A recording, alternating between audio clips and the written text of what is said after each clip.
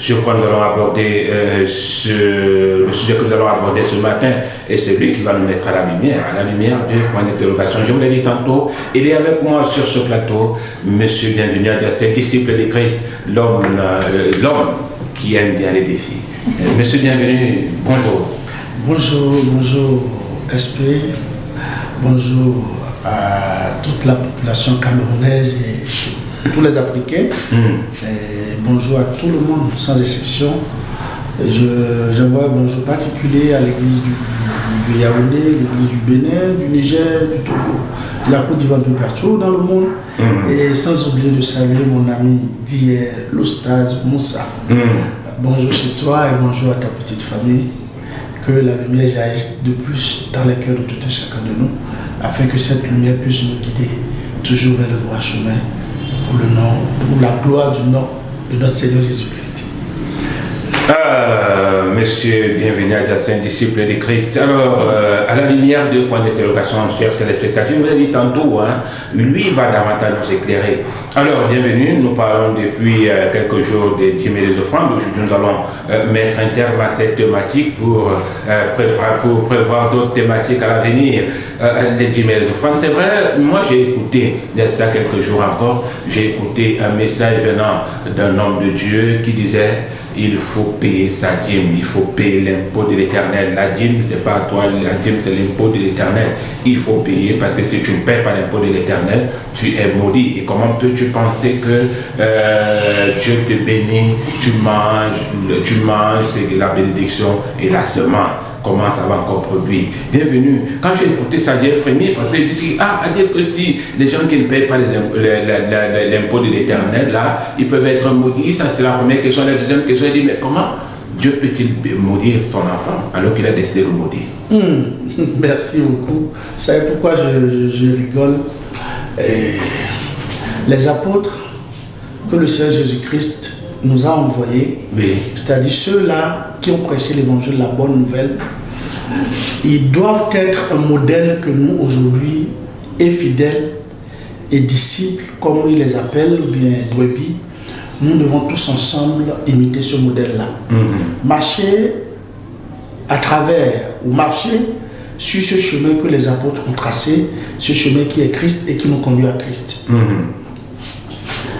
La dîme, comme beaucoup, et comme vous venez de le dire, SP, beaucoup d'hommes de Dieu, j'en connais, j'en rencontre aussi, qui parlent de cette dîme comme si c'était l'impôt de l'Éternel. La dîme, cette dîme même, au moment où l'Éternel même avait donné la dîme au peuple d'Israël, quand le peuple d'Israël était au temps de la dîme, puisque aujourd'hui, nous ne sommes plus au temps de la dîme, et Israël épargné, on n'est plus au temps de la dîme.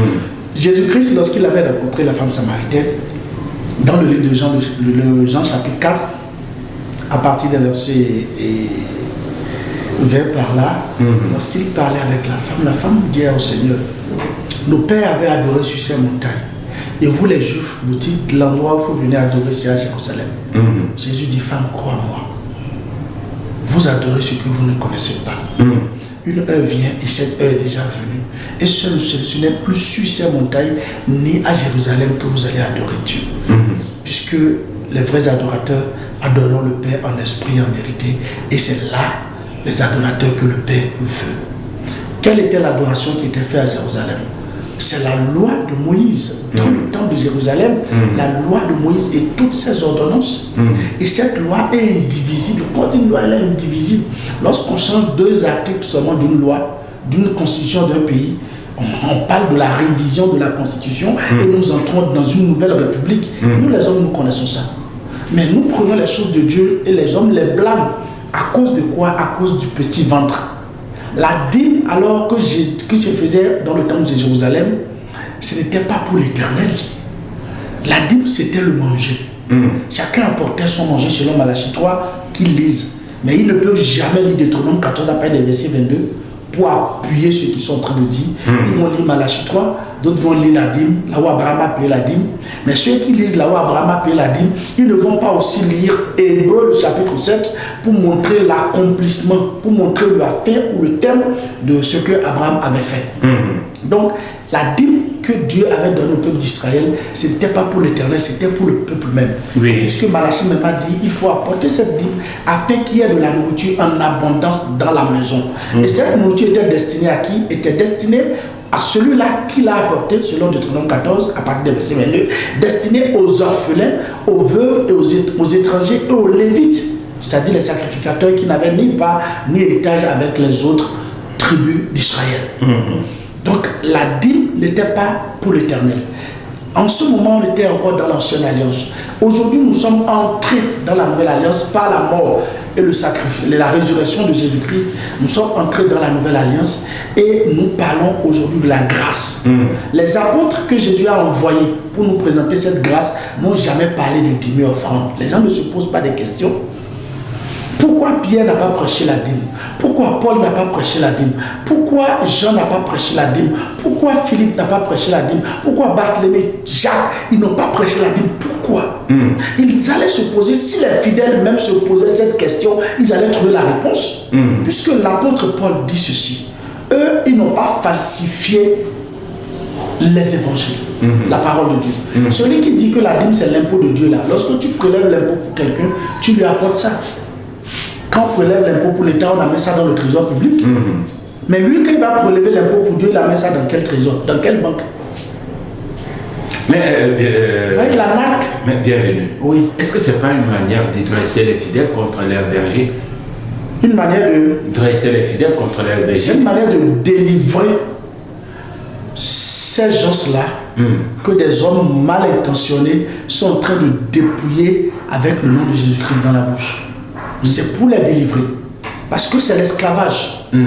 Tous ceux qui se disent, parce que quand il va prêcher cette dîme de cette manière, que c'est l'impôt de Dieu, c'est l'impôt de l'Éternel, apporter les dîmes. Quand les gens vont apporter, ça devient sa propriété. Il ne va pas envoyer ça chez Dieu. Ce message a tellement perduré et l'Afrique, mes frères africains, surtout africains, ont la paresse de lire la parole de Dieu, ils ont la paresse d'examiner les Écritures. Ils ne veulent même pas croire en ce qui est écrit, mais ils veulent croire à ce pasteur qui leur ment, disant que lorsque vous payez la dîme, Dieu va vous bénir. La dîme est facile à payer comme ça. Pourquoi lui-même le pasteur ne paye pas? Lui paye sa dîme à qui? Celui qui dit que la dîme c'est l'impôt de Dieu, quand lui récolte là, il envoie pour lui à qui maintenant? Les hommes de Dieu là, ils envoient ça à qui? Ah, c'est méchant et abominable. C'est méchant et abominable. C'est la raison pour laquelle l'apôtre du Seigneur, l'apôtre Paul, il dit ceci, si vous le permettez. Allez-y. Vous le permettez, je vais lire. Oui, 2 Corinthiens chapitre 2 à partir du verset 17. Paul dit ceci. Car nous ne falsifions point la parole de Dieu, comme font plusieurs, mais c'est avec sincérité, mais c'est de la part de Dieu que nous parlons en Christ devant Dieu. Falsifier, c'est quoi? C'est faire le commerce. Quand on dit tu as falsifié un document, c'est trafiquer le document. Faire le commerce avec le document. Paul dit nous ne faisons pas le commerce avec la parole de Dieu. C'est avec vérité, sincérité et un cœur pur que nous parlons de la part de Dieu. Oui. Mais aujourd'hui, si les gens trouvent que la parole de Dieu peut être vendue, ça les regarde. Ça les regarde vraiment. Ça les regarde. Alors, bienvenue. Qu'est-ce que le fidèle, parce qu'ils sont plusieurs fidèles et qui vivent dans cette situation de matraquage, qu'est-ce qu'ils encourent donc en désobéissant à leur berger? Parce que, me semble-t-il, ils vont dire non, cette histoire, on nous a dit que c'est pas biblique. Nous, on ne va plus payer la dîme. Non, on leur a dit si vous ne payez pas la dîme, vous êtes maudits parce que vous n'obéissez pas à l'Éternel. Qu'est-ce qu'ils encourent donc? C'est le contraire. C'est le contraire.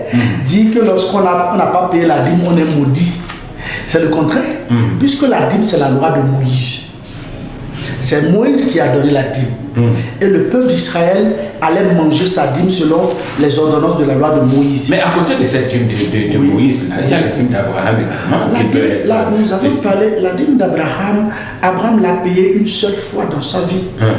Il a donné sa dîme à Melchisedec, qui est rendu semblable au Fils de Dieu. Il n'a ni père ni mère, il n'a pas de commencement et de fin de vie, comme l'a expliqué l'apôtre Paul dans le livre de Hébreux, le chapitre 7. Oui. Et Paul dit, dans Hébreux chapitre 7, là, à partir du verset 1er, que la dîme que Abraham a portée à Melchisedec, c'était parce que Abraham portait dans ses reins les Lévites. C'est de quoi les Lévites? Ce sont les souverains sacrificateurs les sacrificateurs, les enfants des souverains sacrificateurs, qui vont prélever à leur tour, qui devaient un jour prélever à leur tour la dîme sur leurs frères.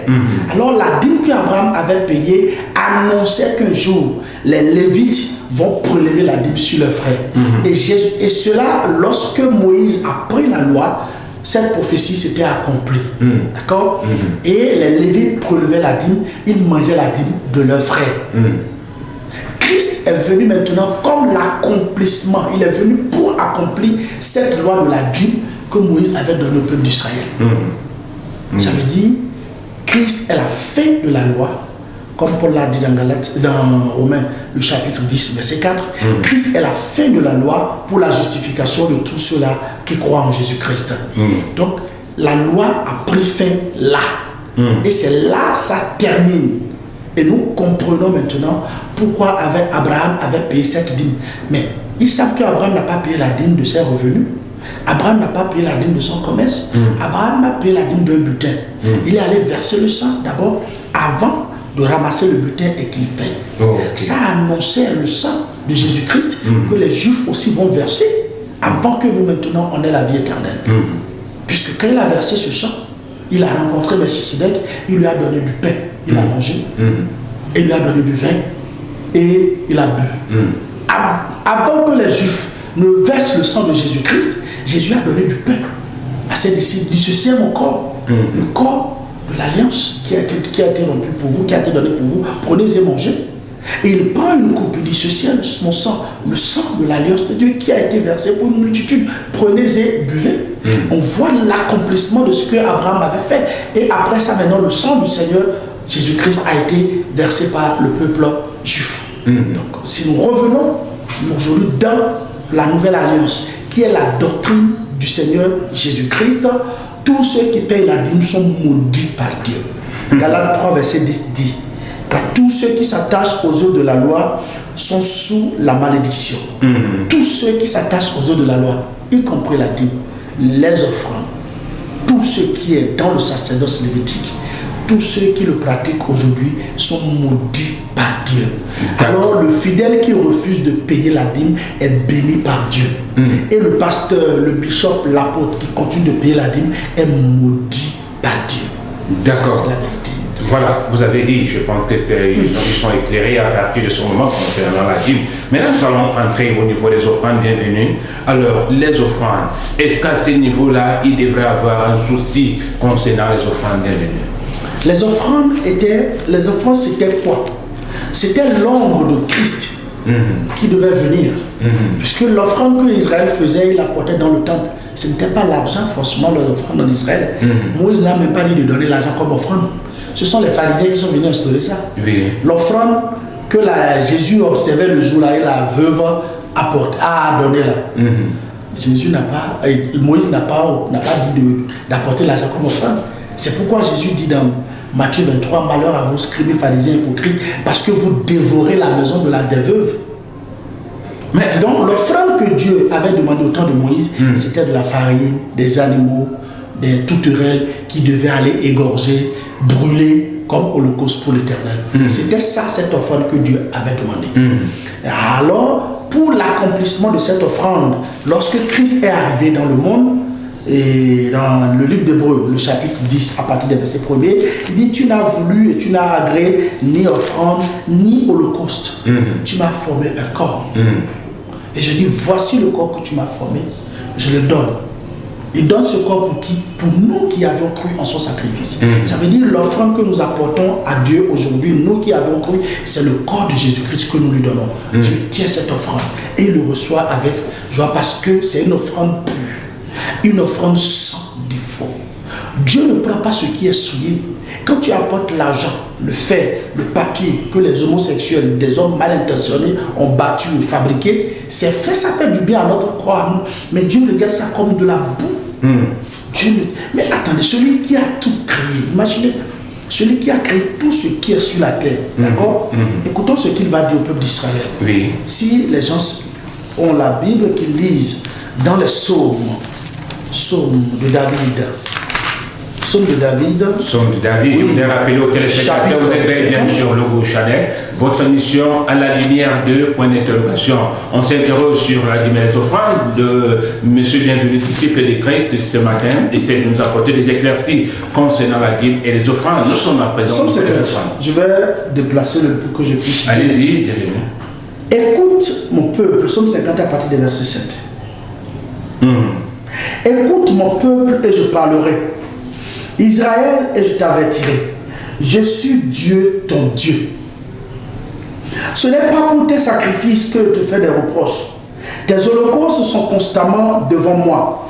Je ne prendrai pas un taureau dans ta maison, ni des boucs dans tes bergeries, car tous les animaux des forêts sont à moi. Toutes les bêtes des montagnes par milliers, je connais tous les oiseaux des montagnes. Et tout ce qui se meut dans les champs m'appartient. Si j'avais faim, je ne te le dirais pas. Car le monde est à moi et tout ce qu'il renferme. Est-ce que je mange la chair des taureaux? Est-ce que je bois le sang des boucs? Offre pour sacrifice à Dieu des actions de grâce et accomplis tes vœux envers le Très-Haut. Écoutez ce que l'Éternel a dit. Il a dit, les animaux qui sont dans la forêt sont à lui. Oui. Les animaux, les oiseaux qui sont dans les montagnes sont à lui. Les animaux qui sont dans les champs sont à lui. Tout ce que le monde renferme lui appartient. Donc Israël, si elle te fait des reproches, ce n'est pas à cause de tes offrandes, ni à cause de tes dîmes, ou bien à cause de tes sacrifices, tes holocaustes. Si moi, l'Éternel Dieu, j'ai fait, c'est vers vous les hommes que vous venez nous demander à manger, que les êtres humains cessent d'insulter le Créateur du ciel et de la terre. S'il a fait, il ne viendra pas vers nous. S'il a fait, il ne va pas venir demander à Esprit, donne-moi à manger. Toi-même, Esprit, tu lui appartiens. Moi-même, bienvenu, je suis sa propriété. Je l'appartiens. Tout ce que j'ai, ça l'appartient. Je n'ai même rien. Ce que nous avons sur cette terre, il nous a prêté ça. C'est lui qui nous a prêté. Il nous a prêté le souffle de vie. Ce quoi il nous a prêté ça. Ce n'est pas pour nous. Puisque nous allons tout abandonner et partir. La terre a existé. Elle existera si le Seigneur ne revenait pas. Et nous allons toujours partir. Une génération s'en va, une autre vient. Celui-là, tout lui appartient. Maintenant, toi, tu dis, je prends 1 million, 10 millions, 50 millions, 5 000, 500 francs, je donne à Dieu. C'est une insulte à l'endroit de celui qui a créé le ciel et la terre. Il a dit, Israël, je ne te fais pas des reproches pour ça. Ce que je veux de toi, c'est que tu reconnaisses ce que j'ai fait pour toi. Qu'est-ce que Dieu a fait pour nous aujourd'hui? Il a versé son sang. D'accord? Il a versé ce sang. Il a donné son corps qui est l'offrande supérieure. Il a versé son sang afin que alors celui qui croit en ce sacrifice devienne enfant de Dieu et qu'il soit béni à travers maintenant la mort et la résurrection de Jésus-Christ. Ce n'est pas en payant la dîme et les offrandes qu'on est béni que les gens cessent l'arnaque, qui cessent le vol, qui cessent le braquage spirituel, qui cessent ce banditisme. Il y a quand même quelque chose dans la Bible. J'ai plusieurs fois entendu lire ça. Jésus, il était dans le temple et maintenant les gens venaient donner les offrandes sous ses yeux. Il pouvait apprécier des gens qui venaient donner, d'autres donner, et la pauvre veuve a apporté 2 pièces. Et Jésus a apprécié le fait que cette pauvre veuve-là soit venue avec seulement 2 pièces pour payer l'offrande. Alors, comment vous pouvez nous dire que Jésus lui-même, qui est Dieu selon vous, a accepté que la pauvre veuve paye les offrandes et qu'après lui, que ça soit aboli? Est-ce qu'il y a des choses que nous allons corriger dans la mémoire des êtres humains? Cette offrande n'était pas destinée à Jésus-Christ. Ah bon? Cette offrande était pour les pharisiens, puisque Jésus n'avait rien en commun avec le tronc ou la bourse ou la caisse des pharisiens. Jésus n'avait rien. Et comment lui pouvait s'asseoir pour regarder? Écoutez, je vais vous lire ce passage. Allez-y. Le passage est là, on ne peut pas tergiverser. Luc 21 à partir du verset 1er. Oui. Jésus ayant levé les yeux vit les riches qui mettaient leur offrande dans le tronc. Il vit une pauvre veuve qui mettait 2 petites pièces. Et il dit, je vous le dis en vérité, cette pauvre veuve a mis plus que tous les autres, car c'est de leur superflu que tous ceux-là ont mis des offrandes dans le tronc. Mais elle a mis tout de son nécessaire, tout ce qu'elle avait pour vivre. Tout ce qu'elle avait pour vivre. C'est ce que le Seigneur Jésus-Christ a dit. Mais les gens s'arrêtent au verset 4 là, c'est méchant. Moi, de même moment, j'étais victime de ces bandits, j'ai été victime aussi avant que le Seigneur ne m'éclaire. Ils s'arrêtaient là. Et étant dépourvus d'intelligence, ils ont fait de leurs disciples des fidèles tarés qui ne peuvent pas pousser loin leur curiosité en lisant les Écritures. Et quand vous lisez le verset 5, ça ouvre les yeux. Verset 5 dit, comme quelques-uns parlaient, d'abord nous voyons dans ce texte que l'enfant n'était pas pour Jésus, il a regardé, il a admiré, il a vu le zèle, il a admiré le zèle pour le zèle que cette femme avait pour le sacerdoce lévitique. Verset 5, comme quelques-uns parlaient des belles pierres et des offrandes qui faisaient l'ornement du temple, Jésus dit, les jours viendront où de ce que vous voyez. Les gens parlaient des offrandes et des belles pierres du temple. Il dit ce que vous voyez, c'est-à-dire les belles pierres et ces offrandes-là, il ne restera pas pierre sur pierre qui ne soit renversé. Jésus, qu'est-ce qu'il a dit? Il a dit, je vais détruire ce temple et le reconstruire en 3 jours. C'est-à-dire le temple avec ses rituels, le temple avec ses sacrifices, le temple avec ses offrandes a été renversé, a été détruit par Jésus-Christ et c'est reconstruit aujourd'hui en 3 jours. Et moi, qui suis un être humain, je suis devenu le temple du Dieu vivant. C'est là, c'est merveilleux. Puisque Dieu ne peut pas habiter dans un bâtiment. C'était une figure, c'était un plan de ce que Dieu allait faire pour nous les êtres humains en faisant de notre cœur son habitation. Puisque le jour même, le temple même que Salomon avait construit, parce que les alibis que les gens prennent aujourd'hui, ils disent si on ne prend pas la dîme et les offrandes, on va construire les temples comment? On va payer le salaire du pasteur comment? Écoutez-moi très bien. Le temple que Salomon avait construit, dans 2 Chroniques chapitre 2, verset 6, le jour de l'inauguration du temple, il a tenu un discours. Il dit ceci, qui a le pouvoir de lui construire une maison? Si les cieux des cieux ne peuvent te contenir, est-ce qu'un homme qui va te construire une maison? Il dit cette maison que nous venons de construire, c'est pour simplement te brûler des parfums.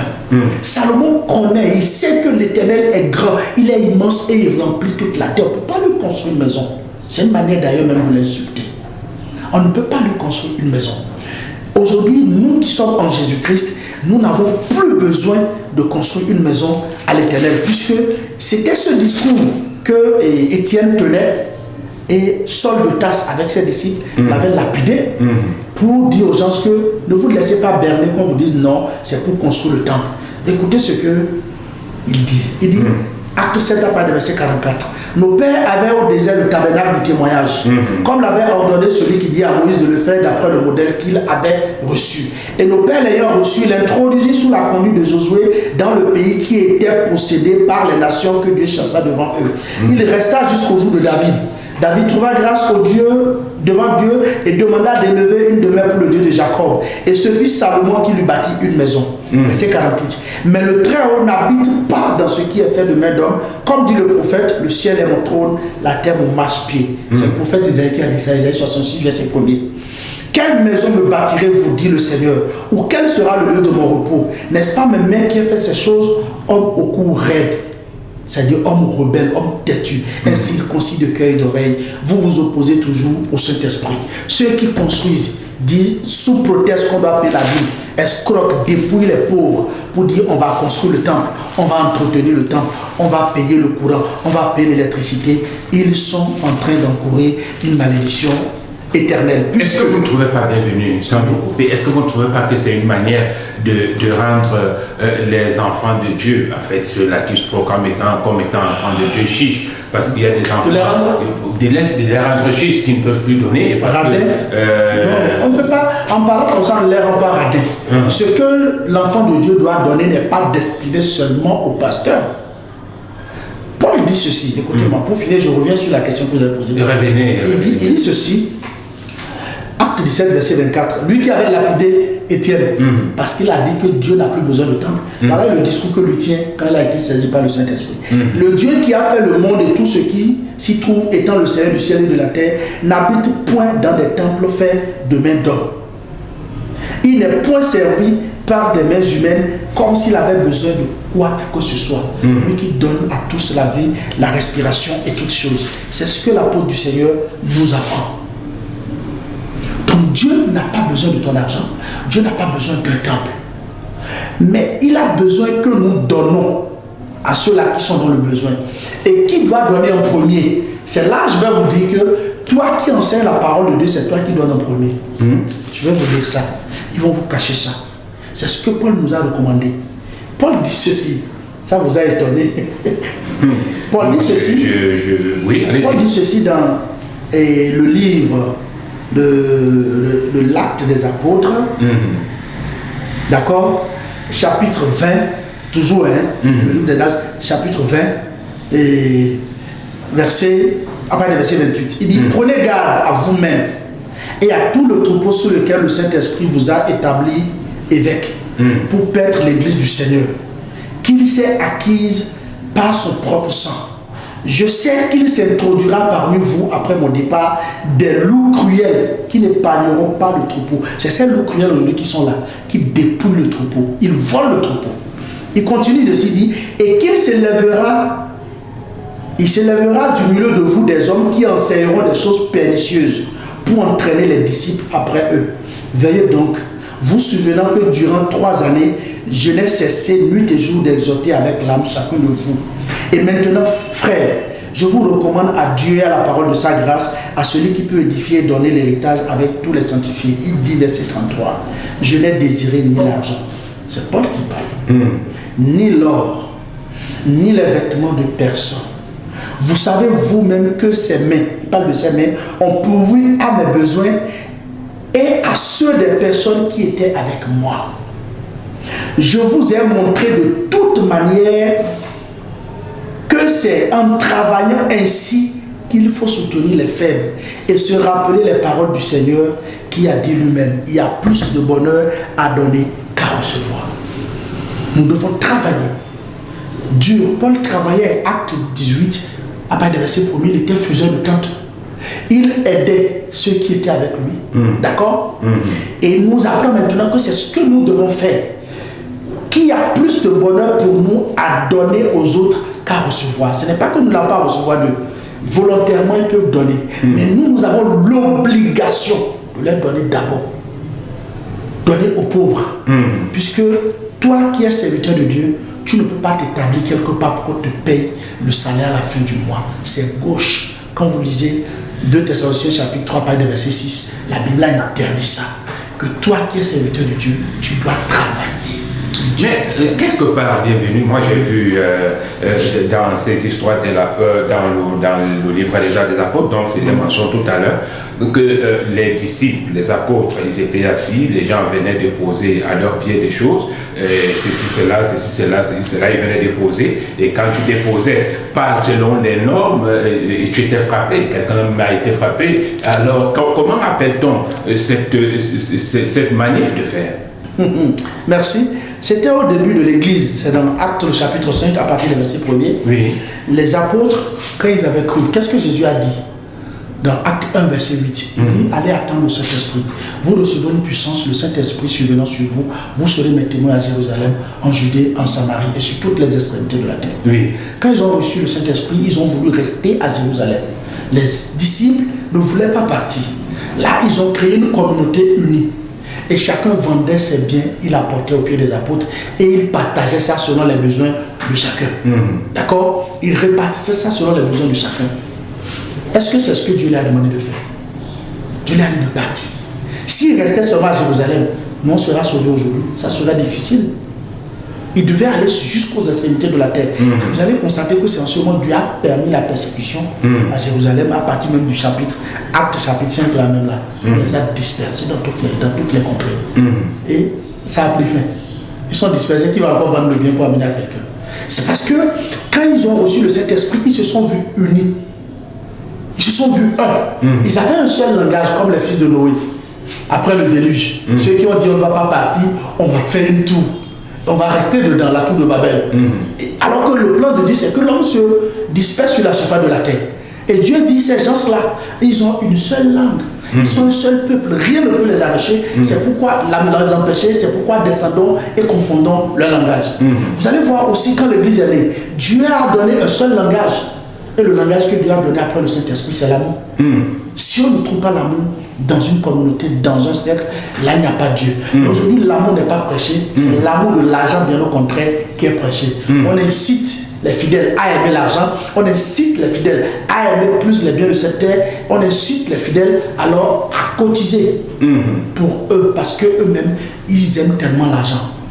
Donc au lieu d'aller prêcher pour faire des nations, des disciples, aujourd'hui ils ont fait des nations, des tontinards. Et lui-même, le chef tontinier, il est là, il récolte la tontine, mais seulement sa tontine, il ne reverse plus à ceux qui ont cotisé. Lui seul, il s'enrichit avec ses riches. Mais je veux croire que cette histoire s'est arrêtée, mais quand même, où est le mal? Bienvenue, où est le mal pour un serviteur de Dieu de prêcher l'évangile et après d'attendre un retour quand même? Non, il n'y a pas un mal là, puisque Paul dit dans Galates 6, verset 6, il dit que celui à qui l'on enseigne la parole fasse part de tout ce bien à celui qui l'enseigne. Voilà. Par exemple, moi qui suis ici, d'accord, ce n'est pas que je suis en train de faire cela.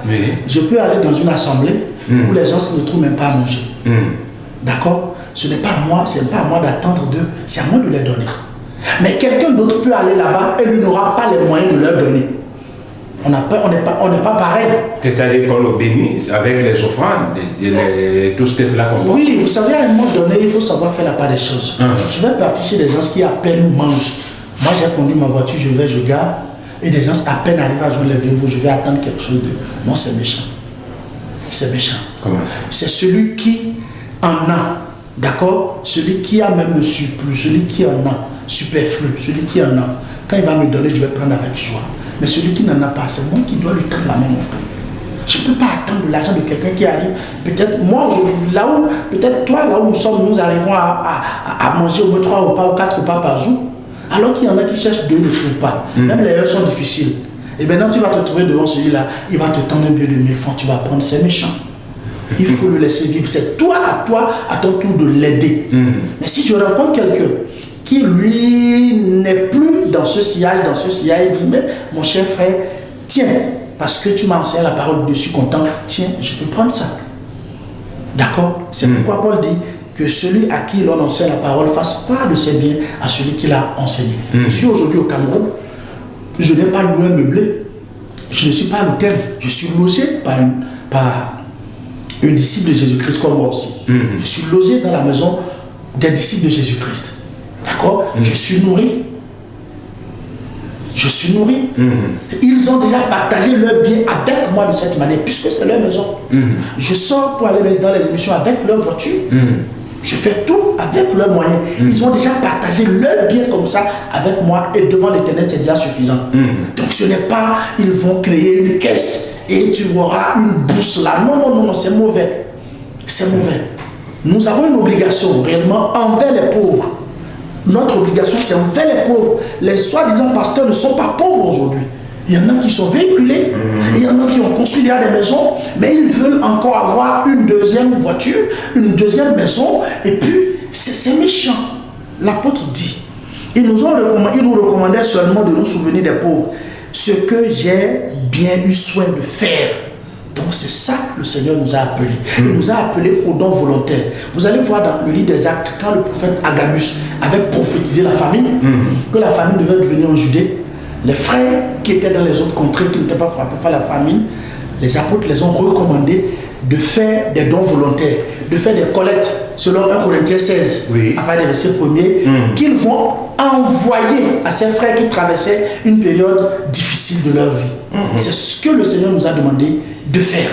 Donc aujourd'hui, on n'est pas là pour, comment dit-on, on n'est pas là pour dépouiller les gens au nom de Jésus-Christ, on n'est pas là pour voler. Et quand on dit les dons volontaires, il y a d'autres qui se cachent derrière les dons volontaires, mais ils posent un panier devant. Lorsque tu mets le panier, déjà, tu as déjà travaillé sur la tête de celui qui est assis. Quand il voit le panier, déjà pour lui, on doit mettre l'argent. Ça devient forcé. On écrit dîme, offrande, et ils disent non, ne les force pas. Paul dit, le bienfait, la libéralité n'est pas forcée, c'est un don volontaire, c'est ce que la Bible nous dit. Mais raison pour laquelle, Philémon, verset 14. Oui. Et raison pour laquelle, bienvenue, on ne s'attarde pas sur ça, on ne crée pas, j'allais dire, un temps précis pour dire nous allons prendre les dîmes, nous allons prendre les offrandes, mais quand même on laisse la latitude de chaque brebis de faire comme pas tous les jours qu'on fait les offrandes volontaires, ça c'est du vampirisme. Parce que c'est du vampirisme. Le Seigneur Jésus a dit quoi? Ne vous souciez pas du lendemain. Mais c'est vous qui qualifiez le lendemain aura soin de lui-même. À chaque jour suffit sa peine. S'ils respectent le Seigneur Jésus-Christ, ils sauront que c'est lorsqu'il y a un problème que les frères, les saints font la collecte. Si un frère est malade, d'accord, une soeur est malade, ou bien nous voulons assister quelqu'un qui a des problèmes, on fait la collecte pour régler le problème et ça s'arrête là. Mais bienvenue, est-ce que c'est vous qui qualifiez cette attitude de vampirisme? C'est du vampirisme. C'est le mot que vous dites. Non, c'est du vampirisme. Pas ça. C'est sucer le sang, sucer la sueur de l'autre, c'est méchant. Déposer un panier tous les jours, dire non, mettez, c'est volontaire, mais ça c'est méchant. On n'a pas vu les apôtres là, ils ont fait ça. Là où on adore Dieu d'ailleurs, on n'a même pas de panier là. On ne doit pas mettre un panier là où on prie le Seigneur. Mais on peut quand même faire les collectes, non? Les collectes pour à quelle occasion? Quand il y a, c'est ça je dis, quand il y a une situation à régler, soit un frère est malade, une soeur est malade, quelqu'un a des problèmes, nous allons faire les collectes pour l'aider. Ça s'arrête là. Quand on finit de régler son problème, plus de collecte. Tant qu'il n'y a pas de problème, il n'y a pas de situation à régler, plus de collecte. Nous nous occupons des uns et des autres. Aujourd'hui, dans les soi-disant dénominations chez ces pasteurs, écoutez-moi, si tu as tellement cotisé, et un jour, un des fidèles tombe malade, il va voir le pasteur et dit, pasteur, j'ai besoin de 200 000 pour une opération. Il ne va pas lui donner ça. Il ne va jamais lui donner ça parce qu'il va voir que c'est bien trop. Vous réfléchissez par rapport. Alors que l'église du Seigneur, même s'il dit que l'opération fait 1 million, on peut lancer dans tout, partout, il y a les saints et on réunit l'argent pour que le frère ou la soeur soit opéré. C'est obligatoire. Quand un frère est malade, certainement dans ces communautés où ça se passe. Ces gens qui prêchent la dîme et les offrandes, ces dîmeurs, ils ne le font pas. C'est soi-disant apôtres, pasteurs. Je dis, si un apôtre ou un pasteur pense que ce que je dis est faux là, s'il veut, on peut créer un plateau spécial. Certainement, nous allons voir comment ça va se passer. Hein. Et la parole de Dieu va nous montrer alors que c'est du vol. Qu'on cesse de voler les gens. Ce qui se pratique aujourd'hui n'a pas été pratiqué par les apôtres de Jésus-Christ. C'est la raison pour laquelle même les autres religions, ceux qui sont dans les religions du moins, se moquent du corps de Christ. Mais c'est le christianisme, ça les regarde. Est-ce que, bienvenue, il y a, quand on parle de religion, il y a une seule religion qui sort de ce cadre-là, parce que quand on essaie un peu d'éveiller, de regarder, on se rend compte qu'il y a les paniers un peu partout, il y a les coffres un peu partout, il y a ainsi de suite un peu partout. Tout de suite là, on a envie de croire que c'est la même chose partout. Oui, ils sont la même chose. Vous savez, ils sont tellement nombreux dans ce courant-là. C'est pas parce qu'ils sont nombreux que ce qu'ils font est bon. Le Seigneur a dit étroit et restreint est le chemin qui conduit dans le royaume de Dieu. Mais large et spacieux est le chemin qui conduit à la perdition. Ils sont en train d'aller vers la perdition, c'est pas parce qu'ils sont nombreux. Toutes ces maisons, toutes ces synagogues, ils l'appellent des synagogues de Satan. Tous ces temples, là où on met panier, ça c'est la jungle. C'est la maison du diable, là où on escroque, on dépouille les pauvres. Je prends l'exemple, bienvenue, je prends l'exemple. Dans la communauté, on a coutume de prendre des offrandes. Et ces offrandes-là sont réparties de manière spécifique. Premièrement, ces offrandes servent à appuyer les frères et sœurs qui n'ont pas la possibilité d'arriver. Permettez que j'aille ouvrir ma question. N'ont pas la possibilité de payer leur taxi afin d'arriver au lieu de culte. Ces offrandes servent également à payer le courant, l'eau. Ces offrandes servent également à acheter le nécessaire pour nettoyer le temple. Est-ce qu'en le faisant de manière claire et transparente, cela n'est pas aussi intéressant? Je vais vous dire que le temple ne doit pas exister. Arrêtez ça. La Bible a dit, la parole de Dieu dit, Dieu qui a créé le ciel et tout ce qui est dedans n'habite point dans les temples faits de mains d'or. Acte 7, verset 44 à 49, Acte 17, verset 24. On lit clairement là, dans Ephésiens 2, verset 20 à 21, que c'est nous, sauvés ensemble, qui formons la maison de Dieu. Pourquoi on va créer des charges inutiles? Ça, c'est des charges inutiles. Les synagogues qui construisent ça et là, ça, c'est de l'abomination. C'est des charges inutiles. Qui les a demandé ça? On dit qu'on va payer le courant, on va payer l'eau. Ça les regarde. L'église se réunit dans la maison des saints, comme on a vu dans la parole de Dieu dans Éphésiens 5, verset 4, verset 15, 1 Corinthiens 16, verset 19. Il y a un peu partout dans la parole de Dieu où l'église se réunit dans les maisons. Philémon 2 aussi. L'église se réunit dans la maison des frères. Et le frère chez qui nous nous réunissons, il paye son courant, il paye son eau, c'est sa charge. Combien de fois nous prions par semaine? Combien d'heures ça prend? Pourquoi ils se sont créés des charges comme ça sur la tête de Dieu? Ça, ils n'ont qu'à cesser cette pagaille. C'est abominable de dire des choses comme ça. C'est révolte. Ça révolte, vous savez, ça révolte. Et ce qui me fait mal, moi, ce n'est pas ceux qui le prêchent. Ce sont les fidèles qui sont là et qui refusent de voir la vérité, qui refusent de lire les Écritures. Le Dieu qui a besoin d'argent ne peut pas te donner l'argent. Le Dieu qui a besoin qu'on lui construise une maison ne peut pas te construire une maison. Le Dieu qui a besoin qu'on prenne soin de lui ne peut pas prendre soin de toi. Mettez-vous ça dans la tête. Mais ça, ce n'est pas le Dieu vivant. Si donc, je prends l'exemple, si donc nous sommes 100, vous connaissez la vie des Yaoundé. Vous savez que ce n'est pas très évident de trouver un appartement. Là où nous on se réunit à Monti, ça peut contenir même 300 personnes. C'est une grâce que Dieu fait. Ça peut contenir même plus de 300 personnes. Et qu'est-ce pour que 300 personnes seront sauvées à Yaoundé? La maison de notre, là où on se réunit, est construite sur 1000 mètres carrés. Donc, on va trouver l'espace où non. Non, je dis, est-ce que si le Seigneur veut sauver son église, il a besoin de consulter les êtres humains? Il trace son plan. Il sait déjà, depuis la fondation du monde, la maison qui va abriter l'église de Jésus-Christ. C'est ça, nous marchons par la foi. Il connaît déjà la maison qui va abriter son église. Et un peu partout que nous avons l'église du Seigneur aujourd'hui, c'est exactement la même chose. C'est là, moi, je dis, Seigneur Jésus-Christ, tu es formidable. Au Bénin, on est à Cotonou, on est dans plusieurs villes au Bénin, au Togo, au Niger, en France. Vous imaginez, un peu partout dans le monde, l'église du Seigneur se réunit dans des maisons. Et on n'a pas eu de problème d'espace ou de cela jusqu'à présent, puisque Dieu est présent dans son église et conduit ses enfants. Nous devons adorer Dieu par la foi et cesser d'être hypocrites, cesser d'être voleurs, cesser d'être des descendants de Judas. Moi je dis, tous ces pasteurs qui prêchent l'argent sont les petits-fils de Judas, puisque Judas a vendu Jésus-Christ. Eux-mêmes ils continuent de vendre son nom. C'est méchant ce qu'ils font. Chers téléspectateurs, vous qui venez de vous connecter à l'instant, vous êtes bel et bien sur le Logo Channel. À la lumière de points d'interrogation, il a résolu apporter des éclaircies sur la dîme et les offrandes, nous dire le bien fondé, ceux qui le font, ceux qui pratiquent, il emploie ces termes à lui pour dire, vous qualifiez ceux qui jusqu'aujourd'hui sont attachés aux dîmes et aux offrandes. C'est vrai que moi, j'ai fait mon rôle, c'est de poser des questions parce qu'il est quand même nécessaire d'apporter des éclaircissements sur le questionnaire que moi j'ai, afin que les choses que j'entends et d'autres que je pense qu'être quand même assez nécessaire qu'ils puissent répondre à ces questions-là. Alors, bienvenue. Vous nous dites que la dîme, ça, c'est aboli, supprimé par Dieu, et celui qui paye la dîme aujourd'hui est maudit.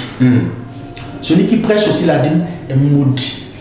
Les deux sont sous la malédiction. De toutes les façons, chers téléspectateurs, vous, chers pasteurs, chers bishops et autres, moi je vais m'arranger afin de mettre sur cette plateforme un débat bienvenu et quiconque voudra bien nous démontrer publiquement parlant que c'est qu'il est en train de dire ces jours et c'est une fausseté. Nous allons essayer de voir à la lumière des Saintes Écritures, certainement nous allons trouver le juste milieu. Ça vous croyez que soyez-en sûrs. Je vais tout faire afin de trouver un homme de Dieu courageux, parce qu'il ne faudra pas trouver seulement un homme de Dieu qui viendra se chamailler sur le plateau, mais un homme de Dieu qui ira dans cette écriture pour nous apporter des éclaircies. Et nous sommes en train d'aller lentement et sûrement vers la fin de cette sortie dîme et offrande. Encore quelques 5 minutes à passer ensemble sur ce plateau avec bienvenue. Maintenant, bienvenue, voilà, je veux croire qu'on ne paye plus les dîmes. Bon, là, les dîmes, puisqu'on dit 10e partie, c'est-à-dire ici, selon ce qu'on m'a dit, 10e partie, si Dieu te donne 100 000, il faut enlever 10 000 pour lui redonner. Je voudrais apporter un éclairement. La dîme, même que Israël payait dans l'ancienne alliance, ce n'était pas de l'argent. Comment ça? C'était la nourriture. Jusqu'on dit 10%. Non, 10% des semences de la terre, de Deutéronome 14, à partir des versets 22, et dans tout le livre de la loi, la Torah, je dis même la Torah, la Pentateuque, c'est-à-dire les 5 livres de Moïse, la Pentateuque, on a vu comment Dieu a demandé la dîme des produits de la terre et la dîme de l'élevage des menus et des gros bétails. On n'a jamais vu dans aucun verset où dîme égale argent. Ça n'existe pas. C'est une invention des hommes mal intentionnés qui conduisent des aveugles qui refusent de voir. Mais c'est vrai que si j'avais ouvert le standard, je suis sûr que quelqu'un aurait réagi. Mais c'est pas, cette émission n'est pas interactive. Vous pourriez appeler seulement Monsieur Bienvenu, le disciple de Christ, vous pourriez l'appeler en off pour avoir une discussion avec lui en attendant croiser le verbe sur ce plateau. Il n'y a pas de problème, mais voilà. Je voudrais aussi que, comme vous l'avez dit, les dîmeurs qui nous écoutent ce matin, moi je suis ouvert à tout le monde. Si quelqu'un peut venir sur ce plateau, mais je te dis d'avance qu'ils ne viennent jamais, ils fuient. Parce qu'ils restent dans leur coin pour endoctriner, pour empoisonner leurs fidèles. J'ai fait beaucoup d'émissions comme ça, que ce n'est pas au Cameroun, seul un peu partout. Je les invite, ils ne viennent, je le dis à l'avance, ils ne viendront jamais. C'est la vérité. Parce qu'ils savent que ce qu'ils font est mauvais. Ils se cachent, ils savent, beaucoup d'entre eux savent. Parce que j'ai rencontré. Comment ça vous passe? J'ai rencontré un homme, soi-disant un homme de Dieu, ici au Cameroun déjà. Je l'ai remis un de mes livres. Et l'église ou le christianisme, où j'ai écrit sur la dîme, tout ça là-dedans, il a lu, il m'a fait le retour. Il m'a dit, homme de Dieu, ce que tu as dit est vrai, mais si nous prêchons cela, nous serons toujours pauvres. Vous voyez? Vous voyez? J'ai dit, mais j'étais choqué quand il m'a dit ça. Il dit, donc vous devez, je dis, moi je ne prêche pas la dîme, mais je ne suis pas misérable. Le Seigneur prend toujours soin de ses serviteurs. Si tu es serviteur de Dieu, le Seigneur ne peut jamais t'abandonner. Écoutez ce que David a dit dans les psaumes. David dit, j'étais jeune, d'accord, et j'ai maintenant vieilli. Je n'ai jamais vu là où l'Éternel a abandonné ses enfants, ni a abandonné ceux qui l'aiment, ni laissé leur postérité mendier leur paix. D'accord. La foi en Dieu, comme l'apôtre Paul l'a dit dans 1 Timothée 6, verset 6, est une grande richesse, pourvu que nous nous contentons de ce que nous avons. Il faut qu'on se contente, qu'on apprenne les fidèles, qu'ils apprennent leurs disciples, leurs fidèles du moins, à se contenter de ce qu'ils ont, à ne pas être envieux. On leur met la convoitise dans la tête. Le gars est tranquille, tu viens, tu dis, j'ai eu une prophétie sur toi, Dieu m'a dit que tu vas voyager. Le gars n'a jamais imaginé dans sa tête qu'il va voyager. Dieu m'a dit que tu vas acheter une voiture. Dieu m'a dit que tu vas construire une maison, alors que le gars s'est contenté déjà de son petit salaire. Là, tu le pousses à faire du n'importe quoi. Parce que quand la chose tarde, ça ne vient pas, il faut aussi s'efforcer. Passer par des moyens même obscurs pour pouvoir montrer aux yeux du monde que la prophétie qu'on a faite sur le ciel accompli, c'est méchant. Que les gens cessent de trafiquer la parole de Dieu, de salir le nom de Jésus-Christ et de jeter de l'opprobre sur la sainte doctrine de Jésus-Christ.